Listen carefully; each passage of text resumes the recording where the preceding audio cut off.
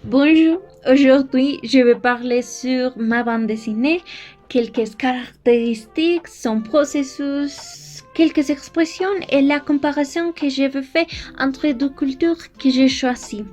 Donc je vais commencer par parler que j'ai toujours considéré que la langue a un lien très fort avec la culture.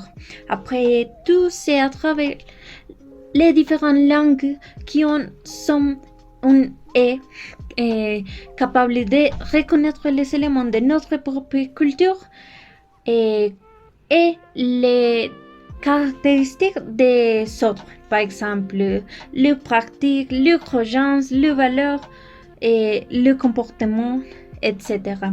De même manière, je pensais sur les différentes cultures existantes et je crois que nous arrivons à l'idée des grandes sociétés d'aujourd'hui. Par exemple, dans le cas de la langue française, on pense d'abord à la France, à Canada ou même à la Belgique. Cependant, la francophonie ne se limite pas à un petit nombre de pays et on retrouve ça en Afrique. Et c'est surprenant parce que dans ces continents, environ 30 pays ont cette langue comme leur langue officielle, c'est-à-dire qu'environ 150 millions de personnes sont des francophones actifs seulement dans l'Afrique. Et de plus, dans ces groupes qui est grand, on trouve quelques communautés aborigènes qui sont un peu plus petites et qui sont largement connues pour ces relations qui ont avec la culturellement, socialement et spirituellement avec le terre d'origine. C'est pour ça que c'est ça que ma bande dessinée elle propose d'aborder principalement. Ce sera à travers de la comparaison des communautés autochtones comme la communauté Wayuu, que c'est très près à nous les Colombiens, et la communauté Diola, qui appartient à la Casamance dans l'Afrique. Mon intention quand j'ai choisi ce sujet, c'est principalement grâce à mon grand intérêt pour la culture. Et en effet, dans ce semestre, j'ai eu l'occasion de voir un cours qui a devenu l'une de mes préférées. Et il s'agit de la philosophie de la culture. Et la raison devant ça, c'est que j'ai pu me rapprocher plus aux sociétés primitives qui, comme le nom le dit, sont considérées comme les premières sociétés créées par l'homme. Et il est étonnant de penser qu'il existe encore aujourd'hui des communautés survivantes qui conservaient quelques traditions que leurs ancêtres célébraient beaucoup dans le passé. Et ils les célébraient avec beaucoup de fierté et de passion. Donc, dans les moments que j'ai vu qu'il y avait le sujet de culture aborigène, je pensais tout que j'avais appris dans philosophie de la culture et j'ai commencé à planifier la manière dont ma bande dessinée représenterait tout ça qui est magique et inconnu dans ces petites sociétés et qui font grande différence avec les grandes sociétés que nous connaissons aujourd'hui, par exemple dans les domaines économiques, politiques, artistiques, social et culturels. Et c'est alors que je me suis souvenue de l'une de mes cours où mon professeur nous avait montré une vidéo sur spécifiquement une communauté africaine francophone qui se distinguait pour leurs danses étranges et ses costumes. Donc, c'est ainsi que j'ai commencé à chercher des vidéos et j'ai fini par trouver la communauté Diola, ou il s'appelle aussi Jola. Et ce sont deux termes qui m'ont beaucoup déroulé au début. D'accord. Et c'est une ethnie qui se trouve actuellement dans les fameux règnes du Sénégal, c'est-à-dire la Casamance.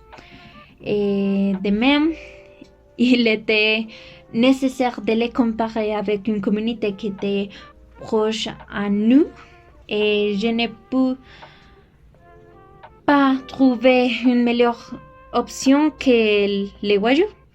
Et donc, en lisant les deux, je n'ai pu pas empêcher d'être captivée. Et malgré qu'il s'agisse de deux différentes cultures et qui n'ont probablement jamais de contact, ils ont beaucoup de points en commun. Maintenant, parlons sur les personnages. Et j'ai choisi principalement des enfants car les enfants ont la tendance d'être un peu curieux et n'ont pas cette peur pour l'inconnu comme les adultes. Et d'accord, d'une part, nous avons Mikeru. Ce nom est très répandu entre les filles Wayuu.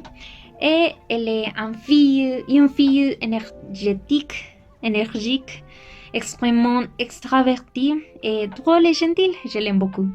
Elle porte une longue robe rouge qui ressemble à nombreuses caractéristiques des vêtements Wayuu, comme les couleurs, les tissus, les figures telles que les spirales, les carrés, et les fleurs et les papillons. Et comme une fille Wayuu normale, elle a sa peau brune et ses cheveux sont noirs. D'autre part, nous avons Laminé.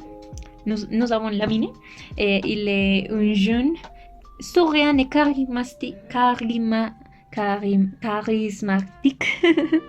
qui aime aider son peuple. Et on trouve qu'il porte un costume de Kumpo, donc nous ne pouvons voir son visage. Et qu'est-ce que c'est le Kumpo? Selon la mythologie Diola, c'est les monstres, c'est la personne qui est chargée d'effrayer les mauvais esprits pour assurer la sécurité de sa communauté. Et ce costume est très grand et c'est pour ça que Mikeru pense qu'il est un monstre. Et c'est composé de fibres d'érognes et d'un grand bâton dans la tête. Et l'histoire commence avec Mikeru, qui nous raconte son expérience de quitter sa maison dans la communauté Wayuu toute seule pour la première fois afin de voyager en Europe. Cependant, en raison de que son avion a déserté, et l'avion s'écrase dans un endroit qu'elle ne connaît pas et que nous, les retours découvrons être la Casamance au Sénégal, en Afrique. C'est alors qu'elle découvre qu'elle est perdue et elle commence calmement à marcher pour voir si elle peut trouver quelqu'un pour l'aider. Et soudain, elle tombe sur un village où tous les gens dansent et changent et en cercle et où quelque chose d'étrange bout un milieu. Elle s'approche et découvre, terrifiée, un monstre dansant qui s'appelle Lamine, et un garçon déguisé. À partir de là, ils commençaient à parler de leurs cultures respectives. Par exemple, ils parlent d'abord de leur danse traditionnelle. Lamine lui dit que la danse qu'elle a vue est un rituel et d'il y a nombreuses années pour éloigner les mauvais esprits. Et Mikeru lui dit que les Wayuu ont une danse similaire appelée jaune, où ils portent des vêtements brillants et colorés qui représentent toute la couleur de leur terre. Et par la suite, ils se rendent compte qu'ils ont tous des ancêtres qui ont souffert de terribles situations liées au colonialisme et au racisme des Espagnols, dans le cas des Wayuu, des Français et des Anglais, dans le cas de Diola.